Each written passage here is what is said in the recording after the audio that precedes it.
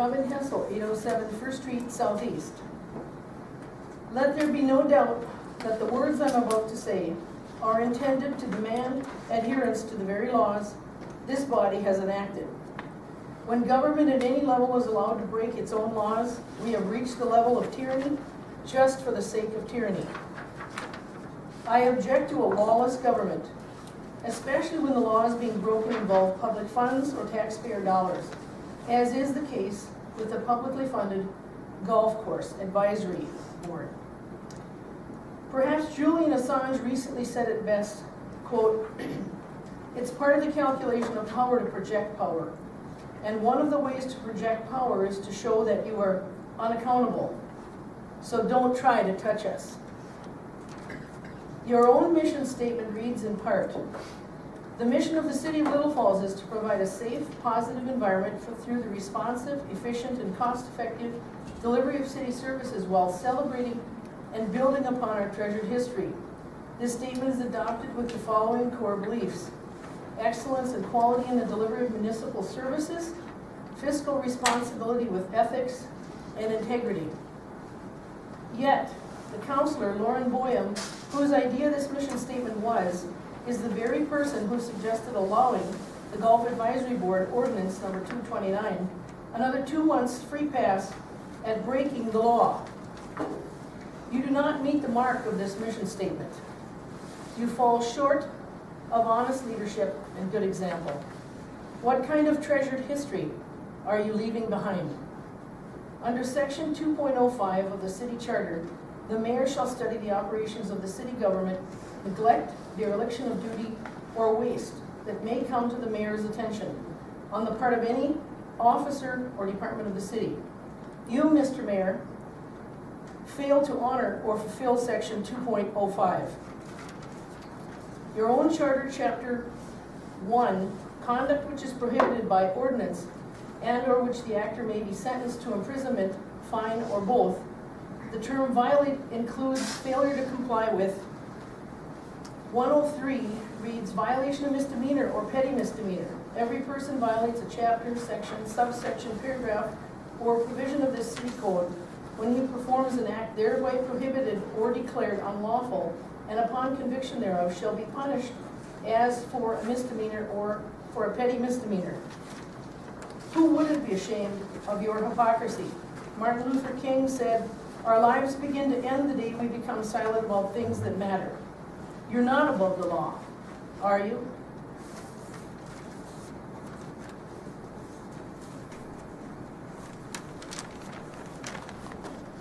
Anyone else wish to speak? Is this a good time to talk about the Gall property rezoning, or should I do that at another time? It's on the Regular agenda, yeah. It's on the regular agenda. It's on the regular agenda. Oh, so should I wait? You know, there probably would be public forum there, so if you want to speak now, probably. It's up to you guys. Yeah, sure. Probably makes sense, since you don't usually discuss things on Right. a regular basis. Okay, I'm John Carpenter. I live at 1118 Lindbergh Drive, and just some comments about the rezoning that Galls want to do at 1115 Lindbergh Drive South, which is right across the street from me, right across Lindbergh Drive. They had the zoning planning a couple of weeks ago. They passed it there 3-2. You might have read that in the paper. That's why I love a small town. I made it on the front page of the paper. So some thoughts beyond that, the congestion and the traffic. I guess first I'd like to say that in that meeting, I don't know how those things run, but being a city council meeting, now our elected officials should probably listen to what the residents have to say and possibly vote in that manner. I'm not sure where the Galls live. I know where Wayne and Karen live. They live in Buxman. Scott Gall, I don't know where he lives. So I can't say that. Some questions I have.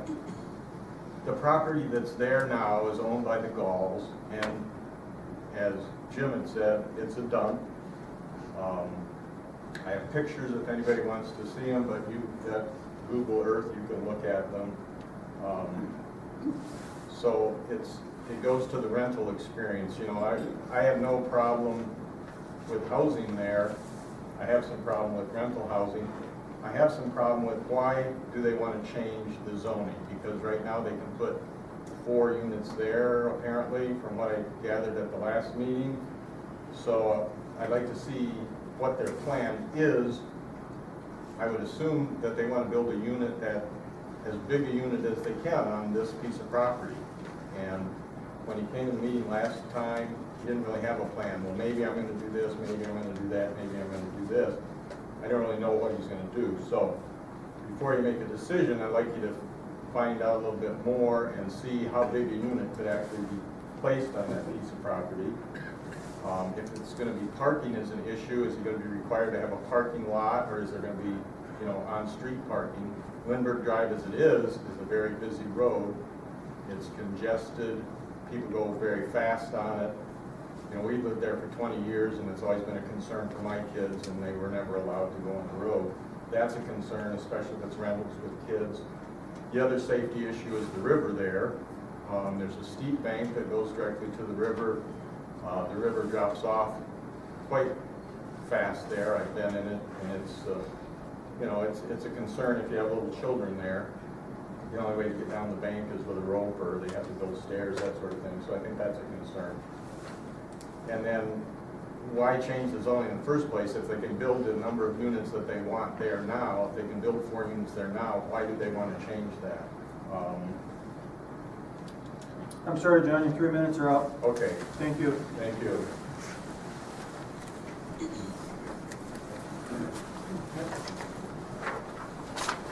May I speak? Yep, go ahead. Thank you. My name is Jim Hay, 1124 Lindbergh Drive South. I'm also here to speak in regard to the Planning Commission approval to rezone that property, that the zone that John was just talking about. And first of all, I'd like to thank the 2 members of the Planning Commission who voted against it. I certainly appreciate that. I'd like to reiterate what I said the last time. The current property there is a dump, and if that's any indication of the property management, the attention to property management that the landlords are going to give to the new building that they put on there, they're not setting a good precedent. I'd also like to ask if, minimally, if you can't refuse it or deny it outright tonight, you at least table it. There's no plan. Maybe table approval on it in lieu of there being a plan in place, as far as I know, or no plan on record. You know, John mentioned earlier at the Planning Commission meeting, we heard terms like, well, I think, or maybe, or I might, words to that effect, but nothing definite. Nothing put on the board. Here's the elevation. This is what it's going to look like. This is what we're going to do with it. We know nothing about it except what he wants it to be multi-family. Like, again, it just does not fit in that neighborhood. We've got the river, we've got the trees. It's just not something that I would like to see. And thank you for your time. Thank you.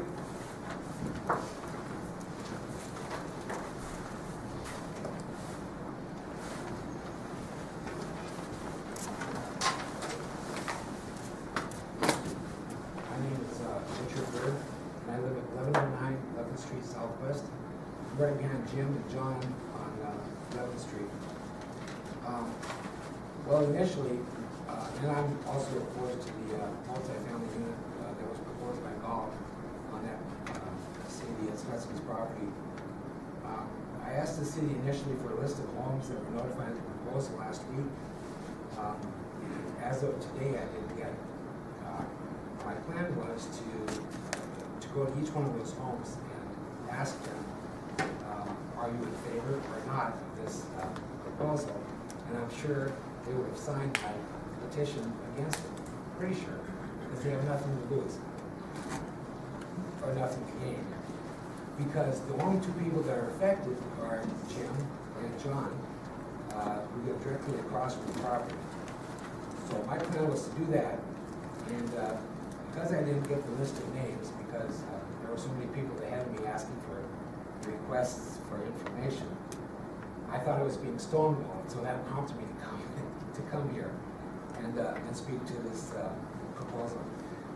Being that only 2 people were affected directly, perhaps only 2 notices should have been sent out. And if that's the case, then we would have 100% opposition to this multifamily unit. So the more people that are notified, the more diluted the process becomes. And so going forward with this project, I am not in favor of this. And because of the things that are mentioned before, the traffic and the congestion. If you've got a 4-plex or you got an 8-plex, take a look at 10th Street and 8th Avenue. That place looks decimated. It looks like a tornado's been through there.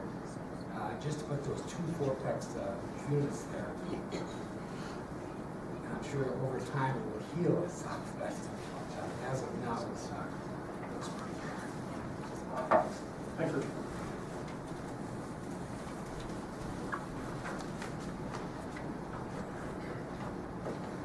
Anyone else wish to speak? Now we'll move on to regular agenda items.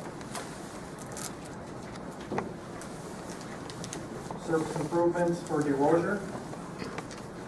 Rick? Yeah, just wanted to talk a little bit in regards to the surface improvements, more specifically DeRozier Drive. I know at our last council meeting we had the public hearing for DeRozier Drive, and we originally were going to table the discussion in terms of action on that until the May 20th meeting.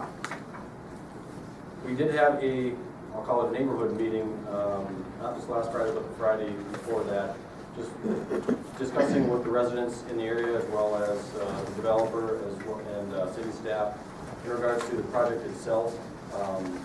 It was a good meeting. We kind of explained where everything was at.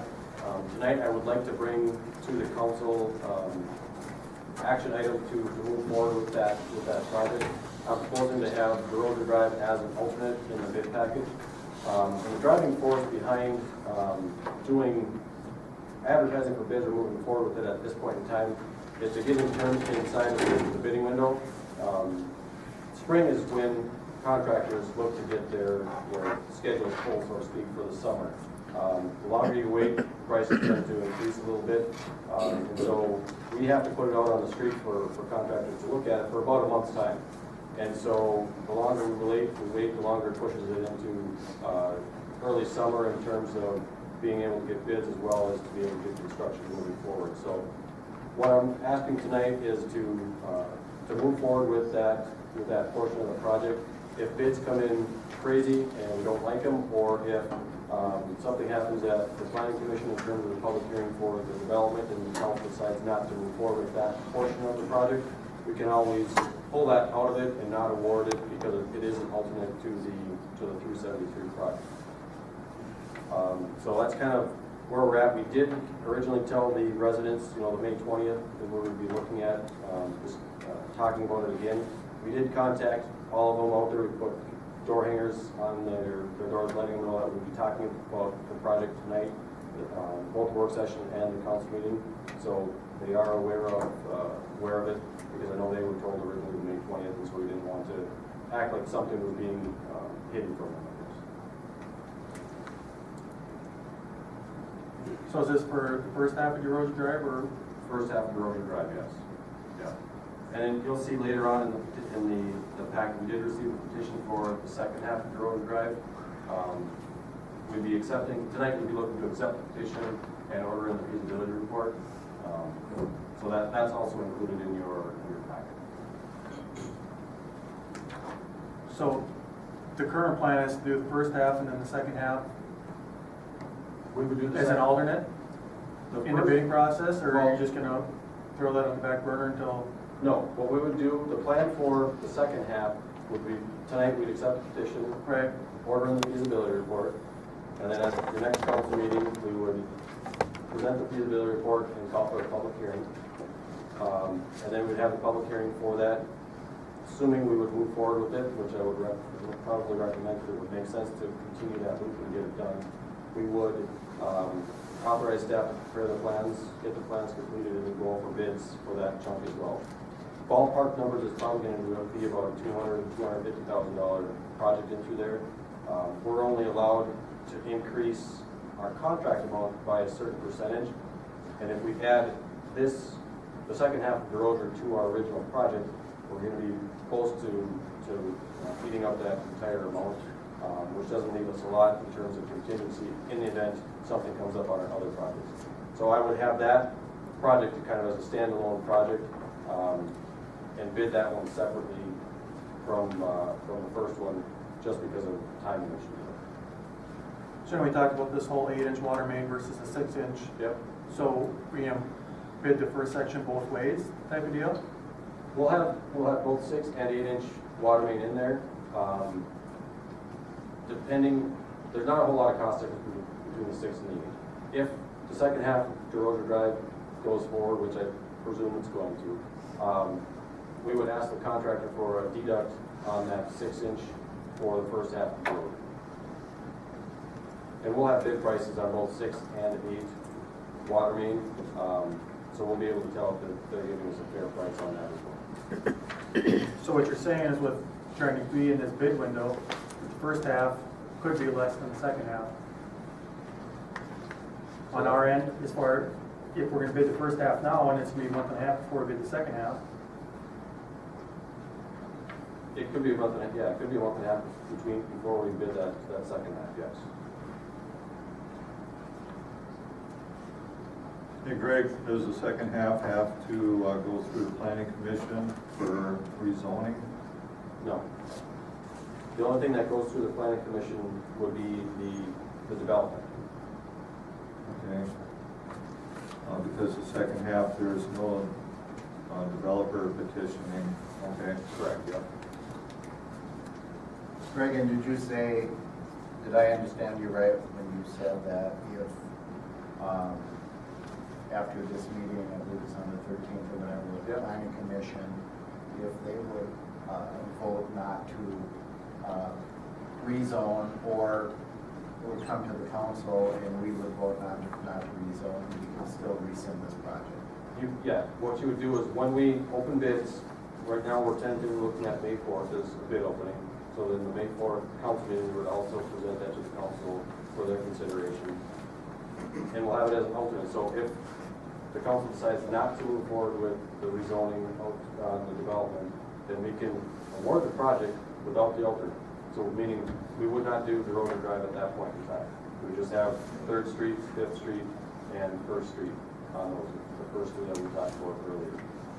So it still gives us flexibility in terms of what's going on out there, but I wanted to get this out on the street for the contractors to start looking at getting prices, just so that we get the best price that we can for the city.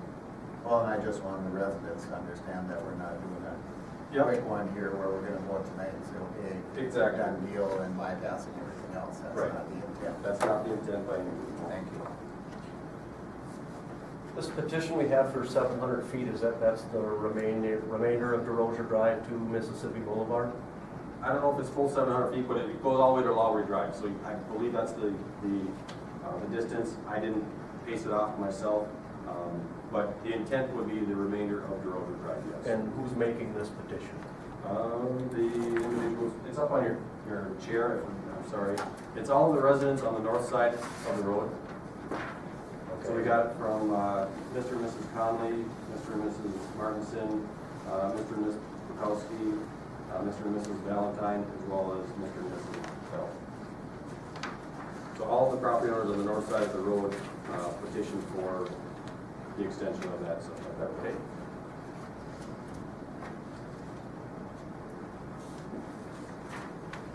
So going back to, you keep saying with the rezone, so an overlay is considered rezoning? Yes. Because they're not looking at going R3 They're not looking at rezone, it's just R3. an overlay. That's correct, yeah.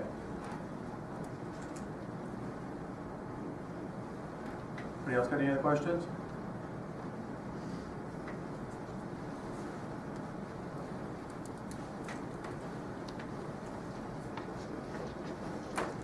Anything else, Greg, or is That's all I got on for there? Yep. Golf course update? Randy? Update, we just opened this past Monday, a week ago. And it was a fairly good week. The weekend was a little slower. Saturday was good, Sunday was bad, today was bad with the snow on the ground. But we got a few things done. Looks like the winter kill on the greens did not happen, but there is some in the fairways, which we anticipate on doing some overseeding there and aerating to get those to recover. And we had an extravaganza meeting Monday evening and got that set in motion for June 6th for our tournament. And so with our opening, I had a few things. Our Golf Now internet system, I contacted them and they put it up on our website so that the people knew we were open. And Minnesota Explorer and Brainerd Dispatch called me, and we also had a couple ads running in the Morrison County Record. And WJJY and St. Cloud called and we got something there. So we had a little update on that, and hopefully everything comes a little bit better. We're open 30 days before we were last year or the year before that, so revenue should be down a little bit. We're short on employees yet until this evening, and then we should be setting a little bit better. I think we're going to be down employees from last year, but that's okay. We'll try and make everything work out. Maybe that can save a little bit on the budget. So I read in the paper something about that the kitchen ain't gonna open until 1st of May or 2nd May or what? It usually is the 1st of May through September, but it probably won't be that because I only have 2 cooks and they're both in teaching school until May 27th. So it'll be Tuesdays and Wednesday evenings. So unless I cook it, I'm kind of stretched now. So we'll probably run our special events, and otherwise our normal kitchen hours are 11 till 3 Monday through Friday. Special events and Tuesday and Wednesday evenings.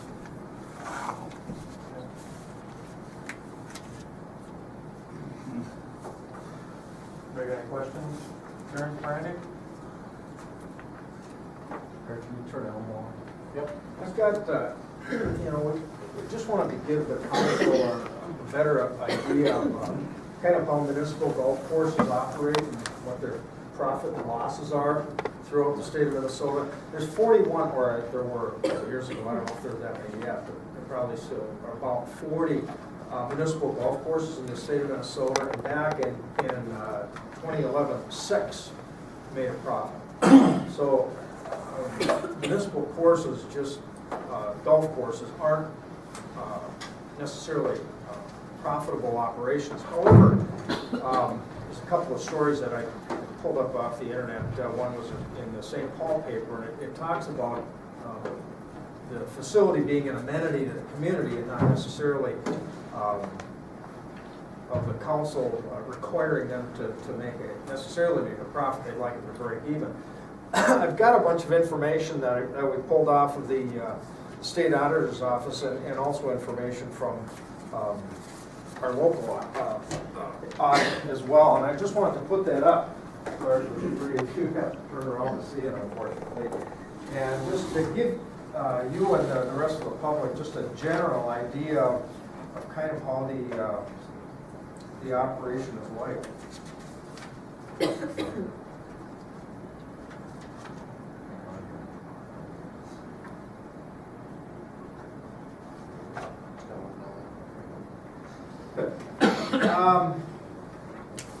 I mentioned the information from the Twin Cities newspaper presented by Bob Shaw, actually, of the St. Paul Pioneer Press, and just give you an idea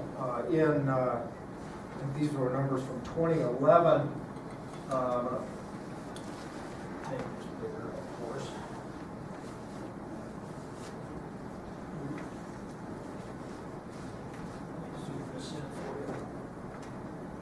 Greg, is that switch behind?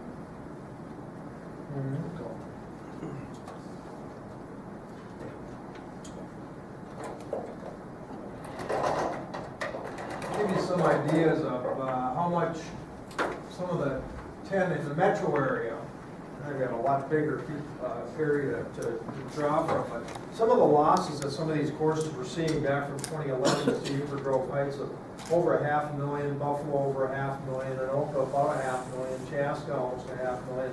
I mean, it talks about the huge amount of losses going on, and these are 10 in the Twin Cities area. Brooklyn Center being the lowest amount at 92,000. I wanted to show some of the information about the Little Falls course. Well,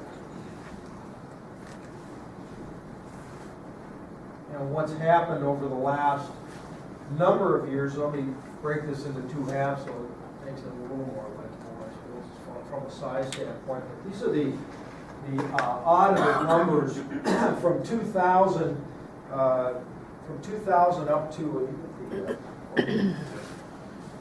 from 2000 here until 2014. Now we don't have the 2014 numbers, but 2000 to 2013 shows a total profit between of those years to the city of $52,182. Now this is a revenue expense, and it does not include depreciation, so it's just the cash in and out of that operation. But you can see, a lot of losses. In 2012, we actually had a net profit for it, if you don't include depreciation. We got some pretty big ones here back in 2002, 2003, and a nice big one starting in 2000. So just in these last 2000 through 2013, you got income over expense, if you don't include depreciation, of over $52,000. Now this is revenue expense on a cash basis, and Lori can give you a better idea of what this one shows. Right, so that is our cash basis just in the operating fund. So, the reports that the council gets every month that shows the activity in the golf course, and then at the end of the year, that just looks at the operating fund and strictly on a cash basis. Whereas the ones up on top were audited basis. So that would include any assets, liabilities, it would include payables, receivables, and it would mesh all of that stuff together. Whereas what I report on a monthly basis to the council is just strictly on a cash basis, and that's what the bottom numbers show. So the bottom ones show no inventory, nothing. Right, they Nothing don't in show that order. inventory, they don't show any assets, any major purchases, any of that, that kind of stuff. It's just strictly cash and just strictly operating. It doesn't include anything that's happened in the improvement fund.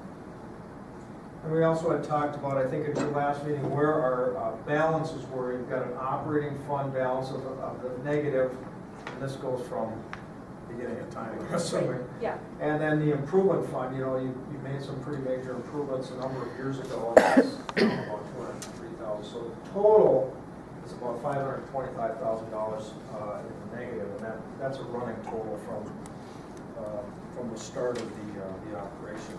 I wanted to give you also an idea of where we're at from the standpoint of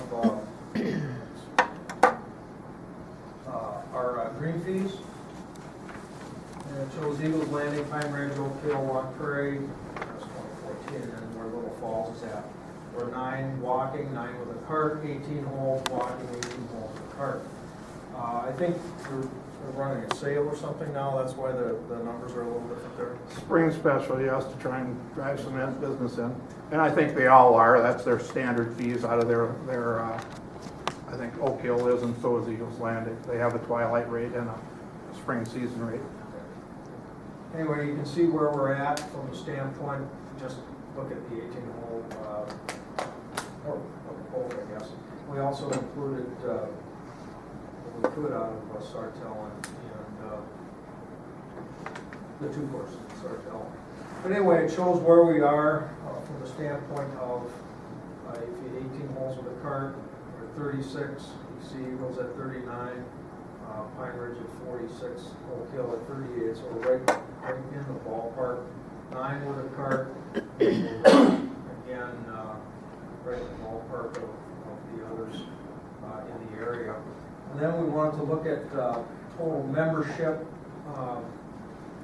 dues here again, a lot of different categories, single family, senior couple in college. If you look at either the single or the family rate, to give you an idea of where we are with Little Falls as compared to some of these other operations in kind of a competition in the area. And I know Randy looks at these. I do, they're all on the internet, and I had them wrote down for this meeting if somebody was to ask, yes. And then just finally, I wanted to, as I talked about earlier, kind of what courses are doing, municipal courses are doing across the state of Minnesota. I'll zoom this out just a little bit more and get everybody in here. It's going to give you an idea. And the W's down there, we can't do much.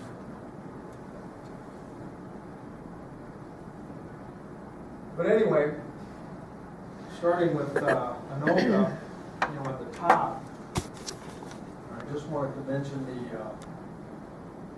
the revenue expense income. And these are state auditors' numbers. The numbers won't be exactly the same as what I put up earlier, just because of the way the state auditor requires us to report and requires everybody else to report. But I just wanted to show you from an operating, I've got operating here, and then the other one is non-operating.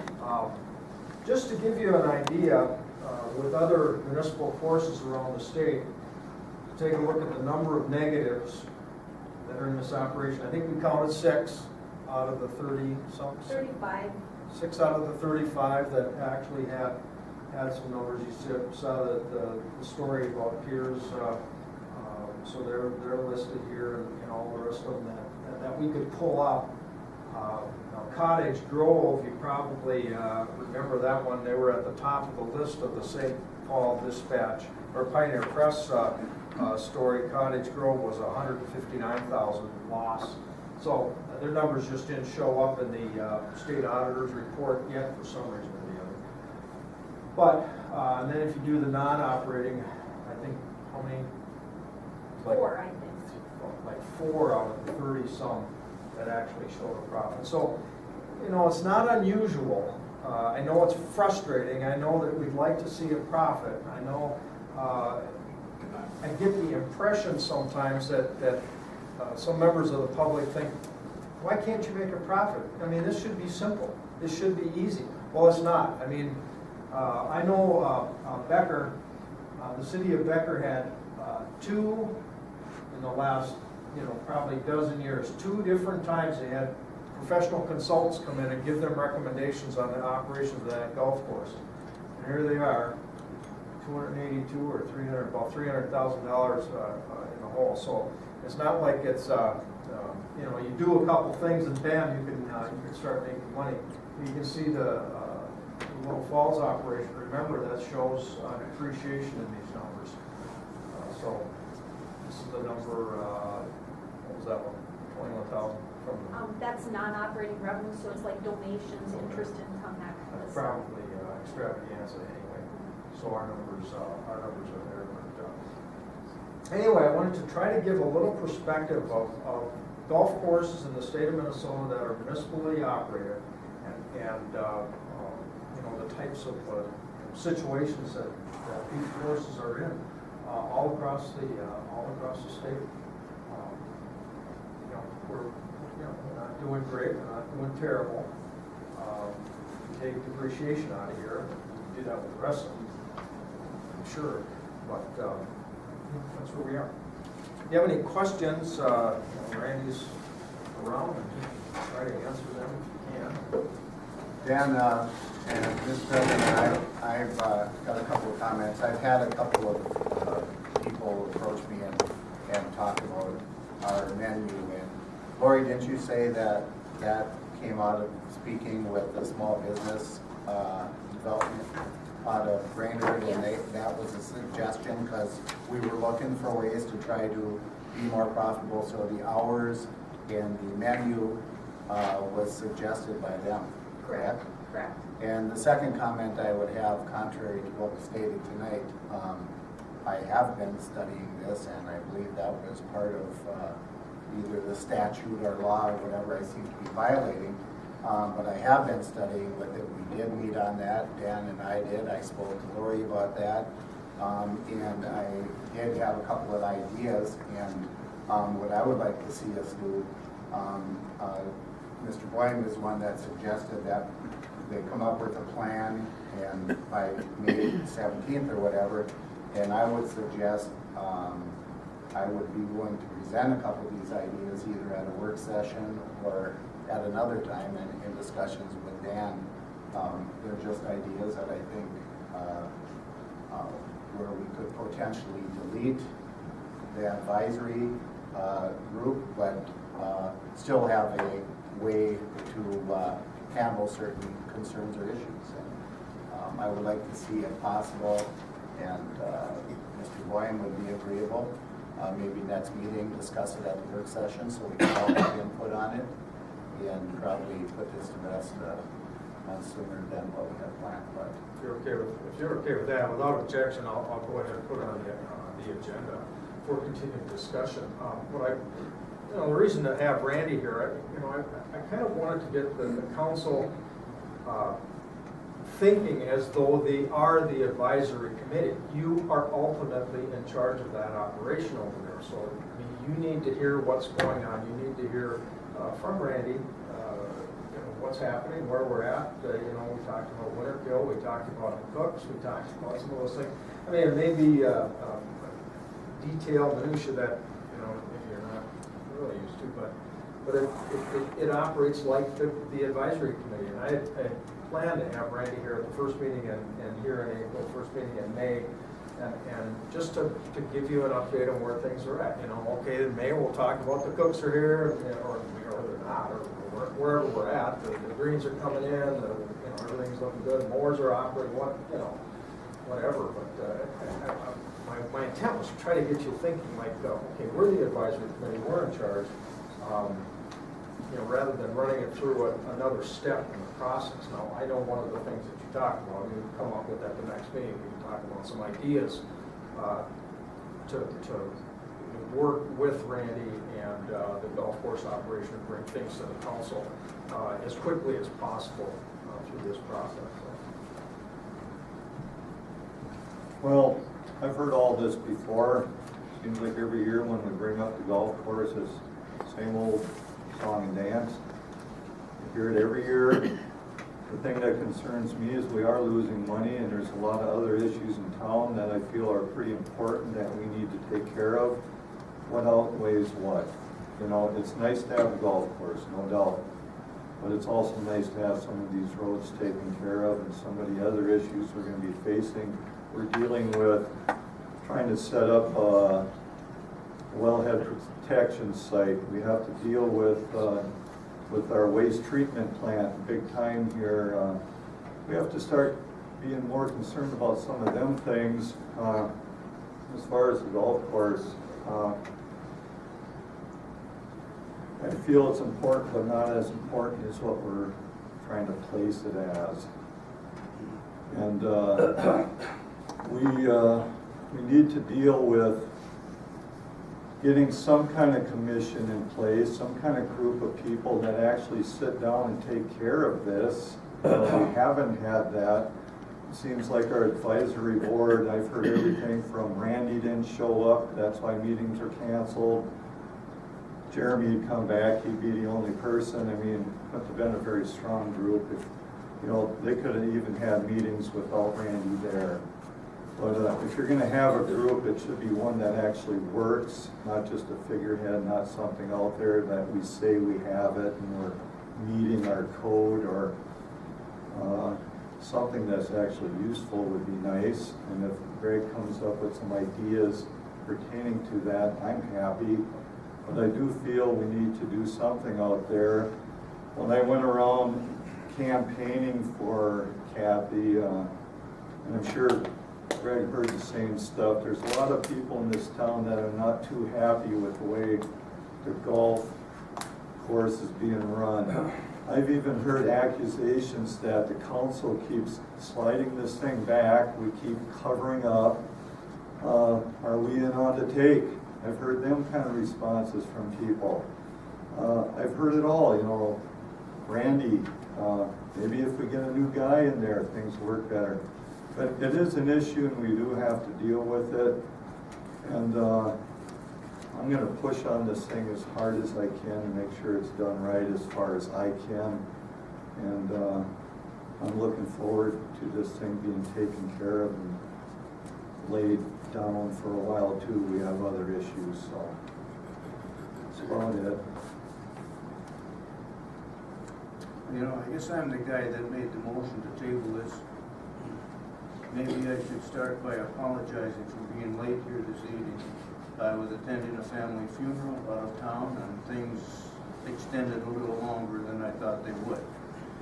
But it's a case where I guess I have two concerns, which I shared when I made the motion.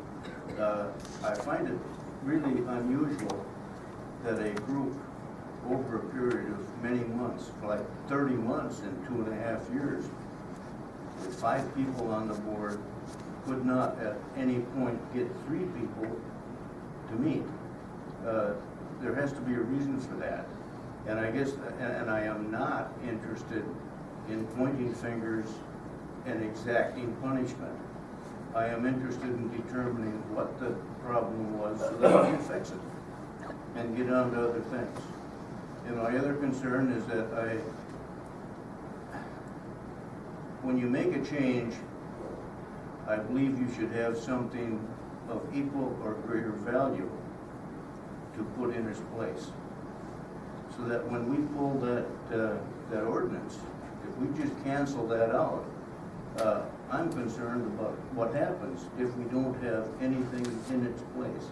And whatever that is, it could be a simple sentence that says, okay, the 5 major items that the ordinance covered will now be covered by Greg, or something like that, so that we get something in writing so we know where we are. But to just cancel that without really knowing some of these other things, I don't think is a wise move. And I think Greg's comments relative to getting together, discussing some of these options, that's a good one. And I think we should go with that.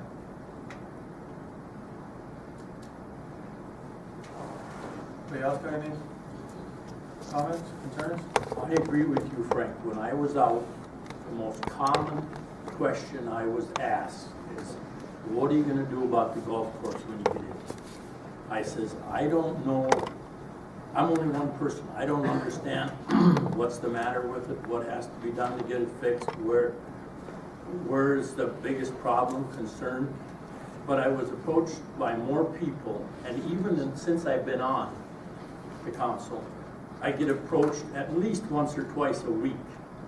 What are they doing with the golf course? When is that gonna come around? When is it gonna get squared away? We've been on this issue, golf course, for year after year after year, and nothing ever seems to change. And I said, well, I think we're gonna work on it, and you're gonna find something out this year, something's gonna change.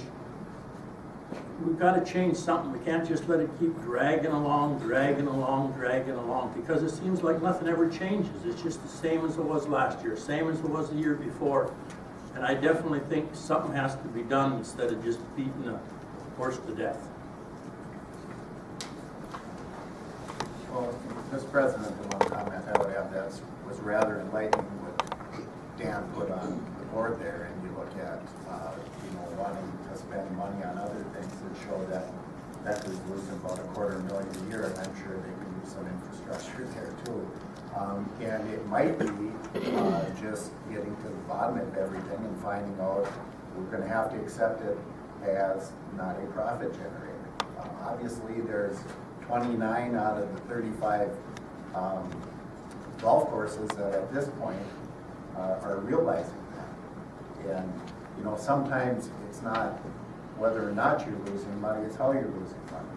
And if we can justify that everything's being done that's possible, then we have to decide, do we want to keep it as a $25,000 a year investment? Is that worth it to us? Or can we trim a little bit off of that? It could be to the point where it may never be a profit generator. And then we want to close it down, that's gonna be a tough discussion.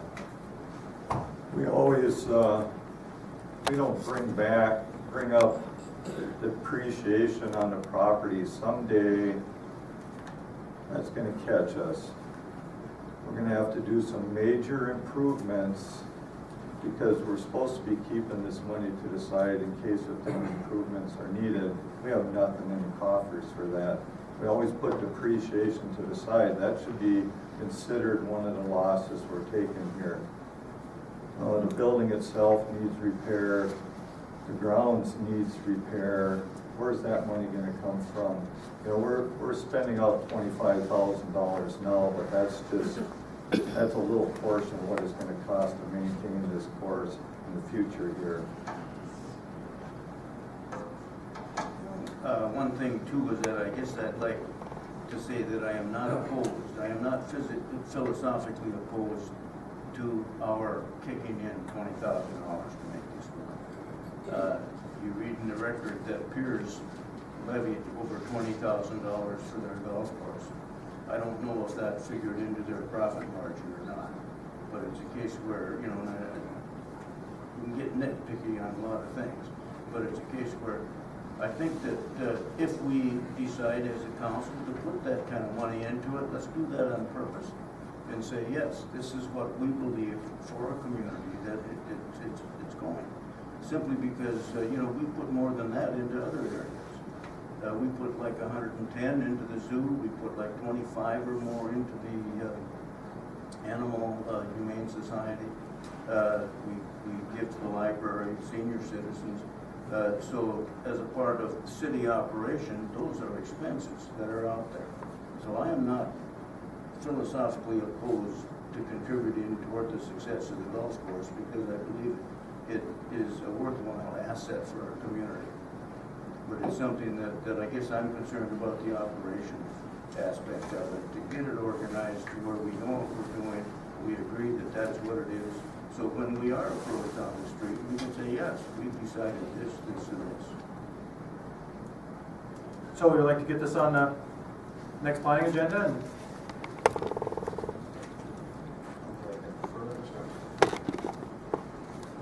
you guys want Randy back here for questions or concerns or? Personally, I don't think it's necessary. I've heard a lot from Randy and reports and everything, pretty much understand that. I think it's, like you were saying, we just need to deal with it and move on.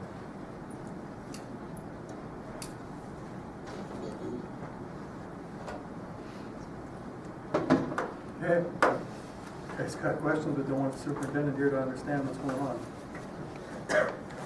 Property maintenance code? Wait a minute, you ask a question and then I give you an answer and then you kind of cut me down like that. I ain't cutting anybody down.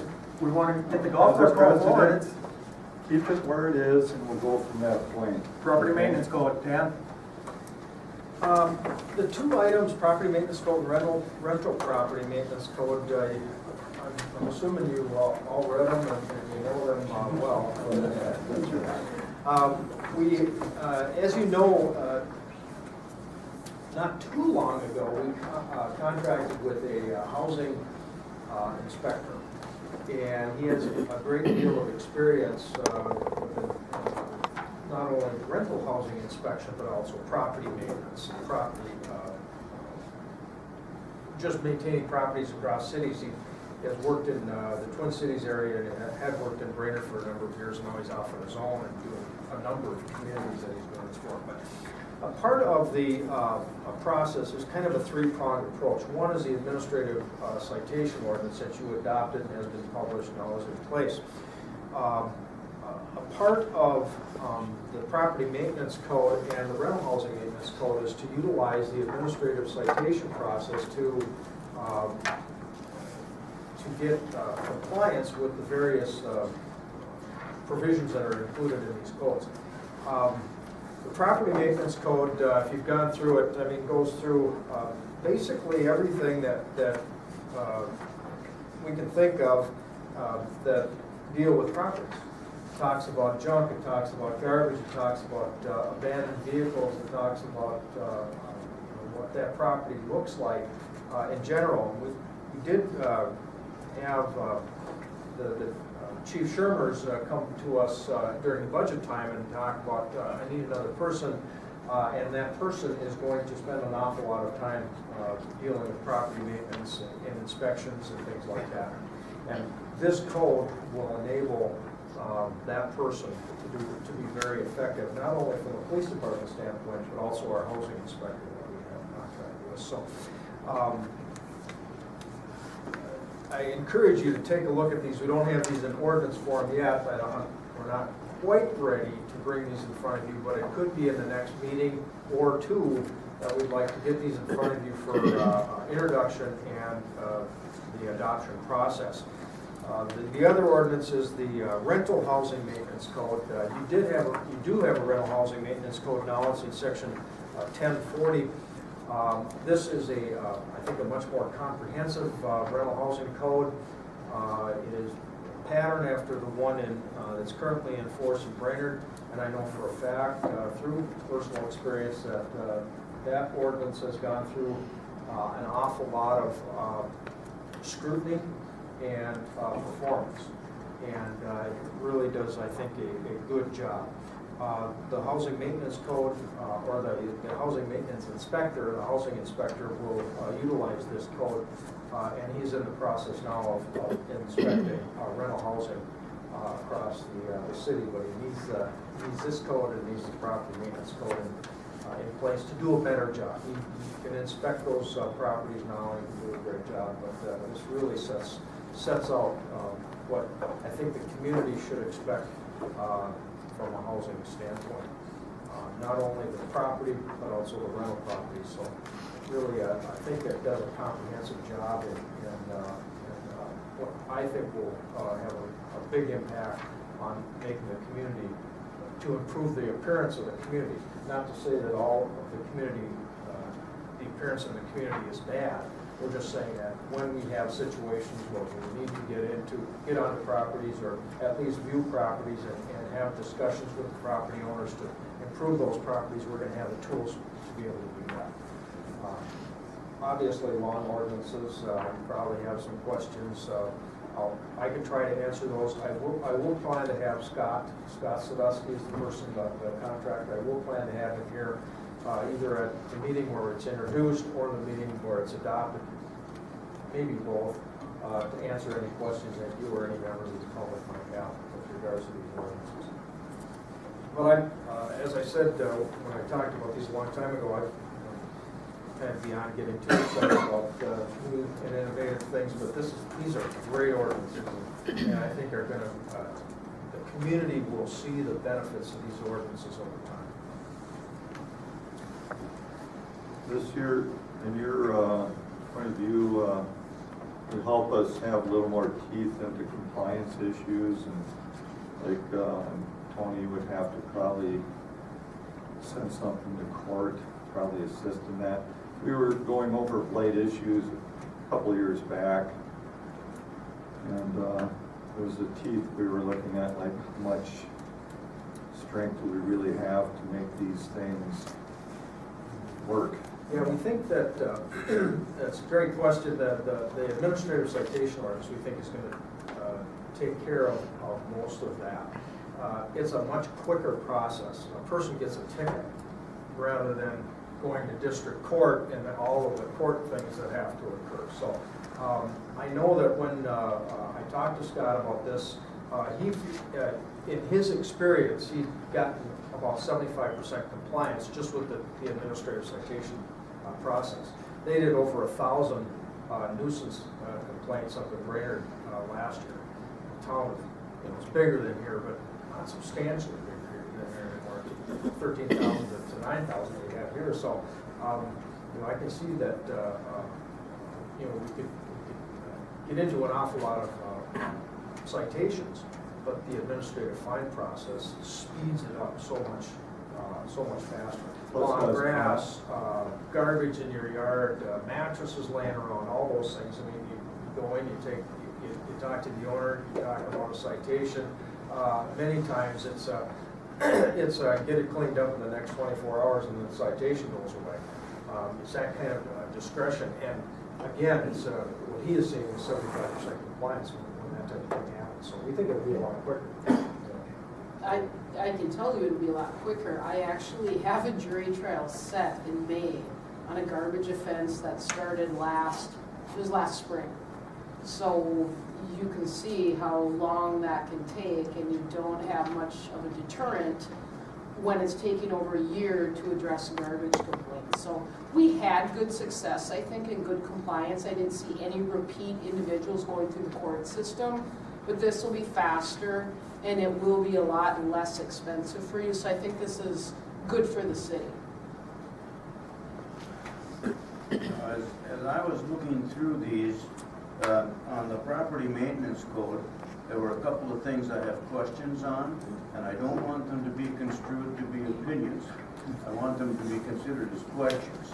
Because on page 6,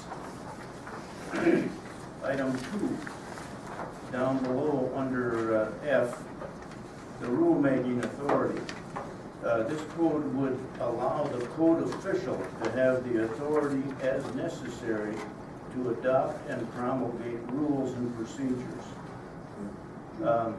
I'm just asking, is it wise for the council to abdicate that role and give it to one individual? It may be. That's a question. Secondly, on page 7, item 8, in the middle of the page, it talks about granting modifications. The code official shall have that. That sounds a lot like discretion. And I think we've heard a lot about discretion as not being an acceptable legal practice. I don't know that. I'm asking the question. So is it wise for us to allow one individual to make the rules, and then can we allow them to use discretion in changing them? In a sense, to me, it sounds like it could open us up for some legal concern. But as all of you are religiously staying up late in the evening over the next few weeks studying these two documents, think it over and see if there's prove me wrong. Yeah, I think I'm more concerned with, the first thing is the promulgate rules and things like that. But as far as the discretion, I think you want your code official to have some discretion. And here's why I'm saying that. I think one of the areas it talks about a certain size of screen, for instance, and maybe there's another screen out there that would work that's not listed in here. I think that's the kind of discretion that person needs in order to make this work. I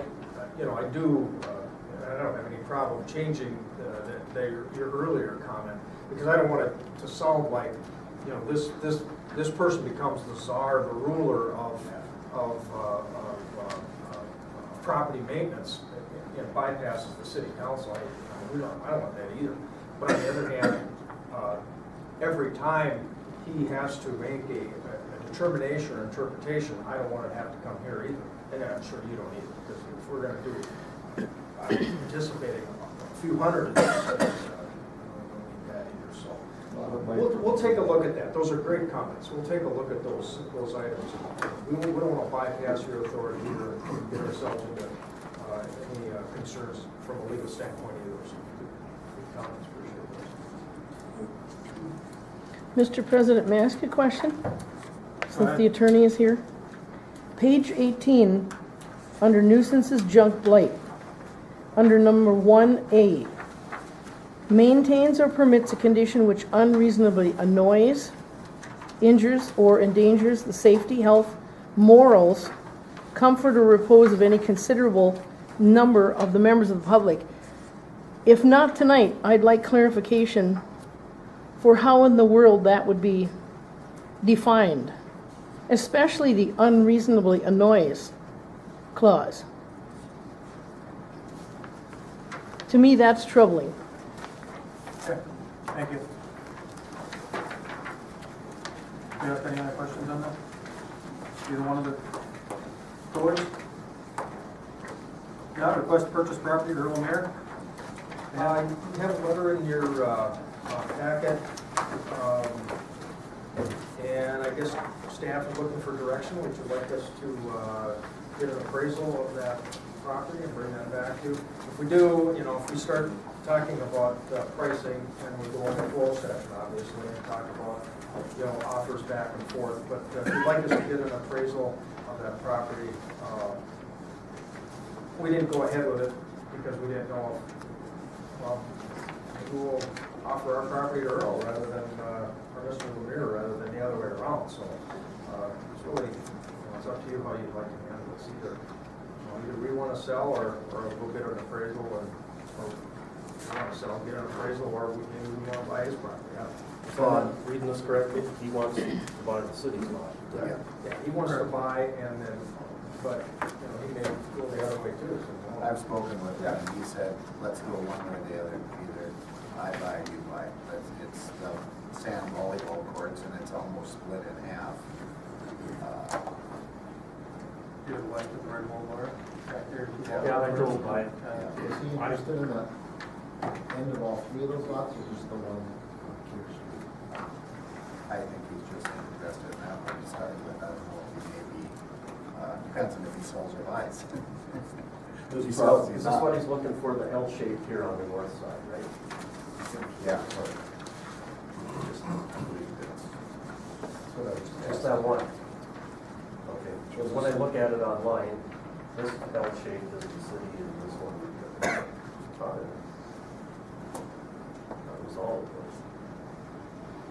Earl's brought this up, and we have numerous times through the past years, and it's one of them issues that's until somebody takes a step and either purchase the whole thing or we sell or whatever, because it isn't really serving anybody any really good purpose the way it's sitting. So at least if you put the two prices together, we have something. He says block on 24, 25, and 26, 40 feet on 26, and then 75 feet on block 24 and 25, so he wants that whole, according to his property description on the front page. Here's what he wants right here, these three, right? correct. He wants the southern half. He has Huh? another. He has these three now, with his volleyball, He wants this whole piece he'll have. Because he owns this here apparently. Yep. I think it's probably a good thing to do, check what it's worth, we'll go from there. I agree. How much is an appraisal? A few hundred? It'll be, I think it's talking about that other property, and he said he wants to buy it.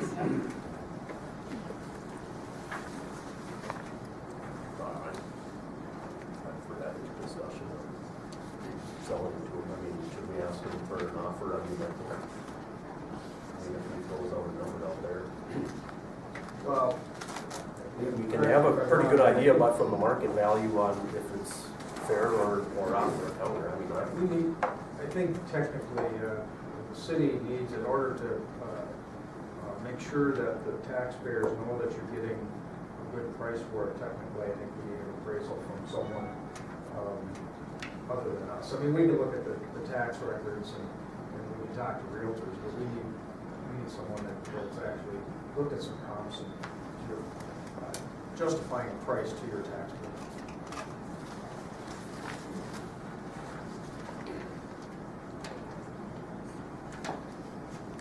Go for it.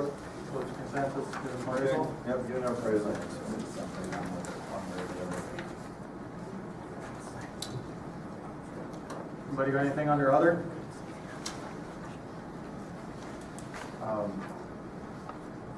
Yeah, and Greg, I don't know if you, I've got a couple of things, just, I need to do at the end of the meeting, or do it now, just regarding the, League of Minnesota Cities meeting up in Duluth in June for, council pictures. We should get a council picture taken, if we want to do that next week, we should do it. So everybody knows, or the next meeting, if you guys are okay with that. We need a council picture. Guys good with that? Everybody can be here?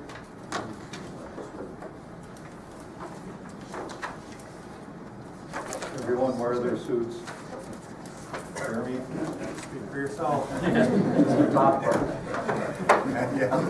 Where jeans is kind of can't really see that. Anything else? Not, stand adjourned at 7:30.